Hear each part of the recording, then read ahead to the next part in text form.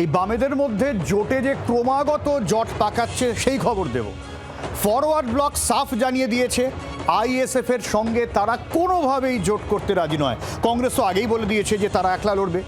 আর এই নিয়ে বামফ্রন্টের মধ্যে তীব্র মতবিরোধ, সেলিমের সঙ্গে প্রচণ্ড কথা কাটাকাটি ফরওয়ার্ড ব্লক নেতাদের। আর এমনই কথা কাটাকাটি মাঝপথে বৈঠক ছেড়ে বেরিয়ে গেলেন ফরওয়ার্ড ব্লক নেতারা। সূত্রের খবর, ফরওয়ার্ড ব্লক নেতা নরেন চট্টোপাধ্যায় বলেন এক রাহু গেছে আর একটা আছে, অর্থাৎ আইএসএফ এখনো আছে, আমরাই শুধু লড়বো। আর এই সব এক একজনকে নিয়ে তো প্রায় শেষ হয়ে যাবার মতো অবস্থা।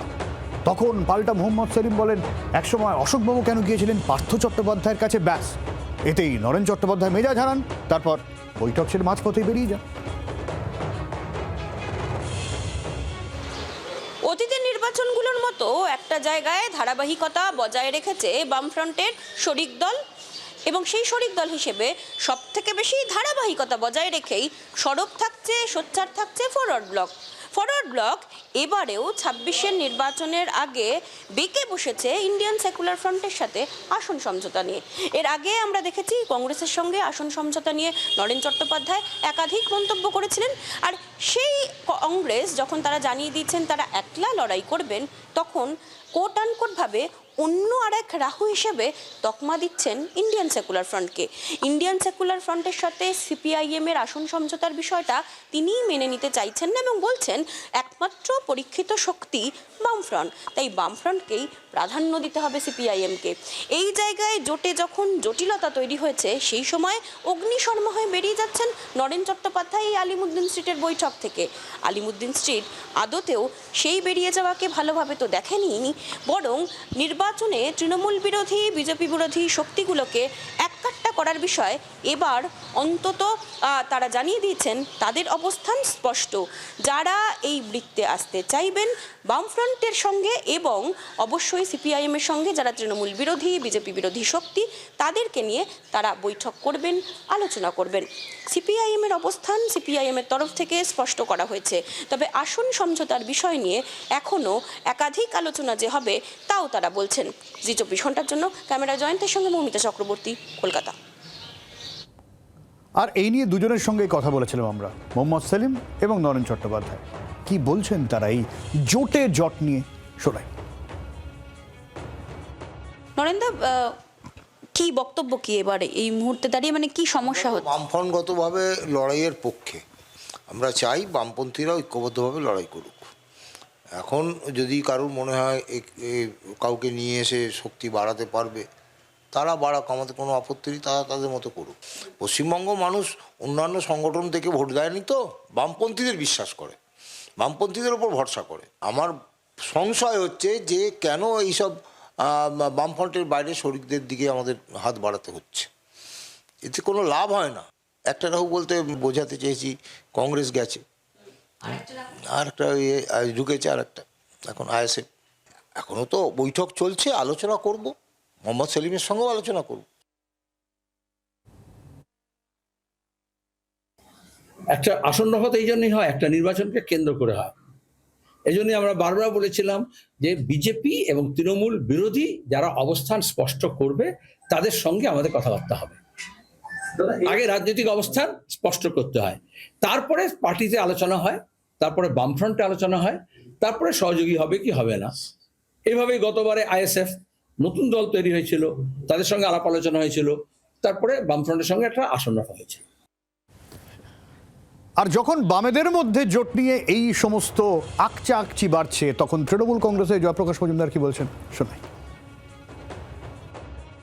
এর সঙ্গে জোট, ওর সঙ্গে জোট, কোনোটারই বিয়ে পাকা হয়নি, সব লিভ-ইন সম্পর্ক। এখন তারা চেষ্টা করছিল সেলিম বাবু গিয়ে হুমায়ুন কবিরের সঙ্গে লিভ-ইন সম্পর্ক একটা করার জন্য, তারপর ওদিকে আইএসএফ এর সঙ্গে আছিরা বিজেপির বিরোধিতা না করে তৃণমূলের বিরোধিতা করে, এবং কার্যত বিজেপির বিরোধিতা না করার ফলে পশ্চিমবঙ্গের বিরোধিতা ওরা একদিক দিয়ে করে দেয়। লেফট ফ্রন্টের সব পার্টি, সিপিএম এর বিশেষ করে, পশ্চিমবঙ্গের রাজনীতিতে প্রাসঙ্গিকতা শেষ হয়ে গেছে।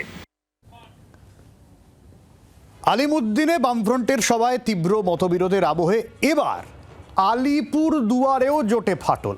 2011 সাল পর্যন্ত জেলার যে 4টে আসনে লড়াই করত আরএসপি, 2026-এর ভোটে আসনগুলোই চায় আরএসপি। সাংগঠনিক দিক থেকে তারা অনেক ভালো জায়গায়। এই যুক্তি দিয়ে পাল্টা ওই আসনের দাবি জানিয়েছে সিপিএমও। সব মিলিয়ে এবার আরএসপি সিপিএম জোট পুরো ঘেটে বামফ্রন্টের মধ্যেই।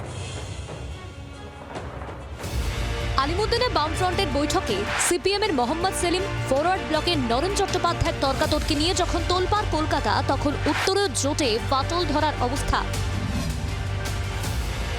আলিপুরদুয়ার জেলায় এবার আসন রফা নিয়ে লেগে গেল সিপিএম আরএসপির দ্বন্দ্ব। বাম জমানায় অবিভক্ত জলপাইগুড়ি জেলার অংশ ছিল আলিপুরদুয়ার। 1977 সাল থেকে আলিপুরদুয়ারের চা বাগান এলাকায় সংগঠনের কাঁধে ভর করে এক টানা জিতত আরএসপি।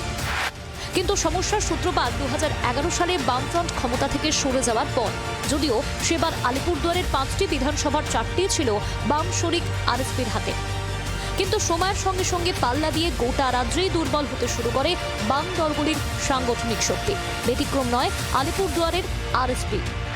পরবর্তীতে কংগ্রেসের সঙ্গে সিপিএমের সখ্যের জেরে বাম কংগ্রেস জোটের সময় আলিপুরদুয়ারে আরএসপির ভাগের আসন চলে যায় কংগ্রেসের হাতে।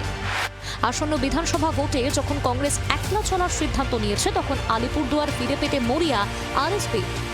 আর সেখানেই বাদ সেধেছে সিপিএম। তাদের পাল্টা দাবি, আলিপুরদুয়ার জেলায় 5টি বিধানসভাতে সাংগঠনিক দিক থেকে বাম দলগুলির মধ্যে সবার আগে সিপিএম।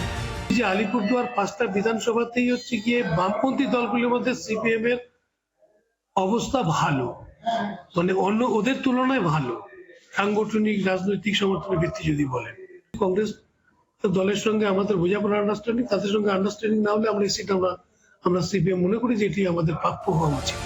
সিপিএমের দাবি মানতে রাজি নয় আরএসপি। 2011 সাল পর্যন্ত জেলার যে 4টি আসন তারা লড়াই করত, 2026 সালের বিধানসভা ভোটে সেই আসনগুলিতে প্রার্থী দিতে চায় তারা।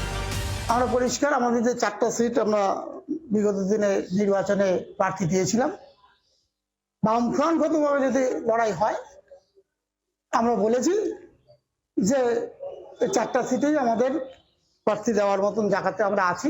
সাংগঠনিক দিক থেকে সবাই দুর্বল হয়েছি আমরা, অবক্ষয় আমাদের হয়েছে, অনেকটা চেষ্টা করা হয়েছে, চেষ্টা করা হচ্ছে যে গুছিয়ে গেছি আমরা কিছুটা আগাতে পারি কিনা।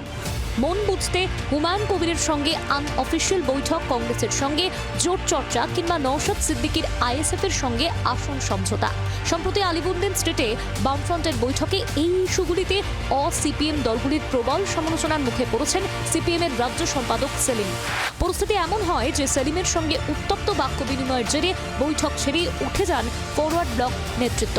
1977 সাল থেকে মসৃণভাবে এগিয়ে চলা বামফ্রন্টেও মতভেদের ফাটল। আসন ইস্যুতে আলিপুরদুয়ারে সিপিএম আরএসপির দ্বন্দ্ব সেই ফাটলকেই আরো চওড়া করবে না তো? তপন দেবের রিপোর্ট, জি24 ঘন্টা। রাজনৈতিক বিশ্লেষক ঝন্টু বড়াইক রয়েছেন আমাদের সঙ্গে। ঝন্টু বাবু, আমরা প্রত্যেক ভোটেই দেখেছি বামেদের মধ্যে একটু মতান্তর হয়, কিন্তু পরে আবার মিটেও যায়। কিন্তু এইবারে যা পরিস্থিতি হচ্ছে, এই মতান্তরে আদতে নিজেদের আরো ক্ষতি হবে না তো? বামেদের শেষের সময়টায়, আমি আলিপুরদুয়ার জেলার ছেলে, আমি তোমার ওই প্রতিবেদনটাই ধরে নিয়ে বলছি, তা বলয়ে কিন্তু আরএসপির একটা বড় সাংগঠনিক ভিত্তি ছিল। জকিম বাক্সলা দিনের পর দিন ফুল ভোটে ওখানে জিততেন আরএসপির। আলিপুরদুয়ার তখন জেলা হয়নি, কিন্তু সাংসদ পদটা উনি জিততেন। তো আমি বলছি যে এই সম্পর্কগুলো আমরা অনেক কিছু বলি কসমেটিক ভাবে, অনেক কিছু যে বাম জোটে পারস্পরিক লেনদেন বোঝাপড়াটা খুব ভালো, কিন্তু বাস্তব করলে বাম জোটের অন্যতম দাদা সিপিএম এর কাছে কার্যত এরা ভিত্ত এবং মালিকের সম্পর্কে বিরাজিত ছিল। লাস্ট 2 দশকের ইতিহাসটা তুমি তাকিয়ে দেখো, তারা বেরোতে পারতো না। তাদের তখন বেরোলে হয়তো আরএসপি সিপিআই এর ফরওয়ার্ড ব্লকের স্বাধীন অস্তিত্বটা হয়তো টিকে যেত, ঠিক। কিন্তু যেহেতু বেরোতে পারেনি, আজকে তারা নিঃস্ব, অপান্তেয় সমাজে। ফলে আজকে যখন ওরা একটু ঘুরে দাঁড়াতে চাইছে, নিজস্ব সাংগঠনিক যতটুকু ভিত্তি আছে তাতে যদি সামান্য ভোট পায়, যদি বৃহত্তর বাম জোটের দিকে এগোতে চায়, সেক্ষেত্রেও বামপন্থীদের বাম জোটের অন্যতম দাদা সিপিআইএম এর সেই বাধা। আচ্ছা বলো, যে সিপিআইএম এর কেরলের 9 সালে তৎকালীন বেরিয়ে আসা।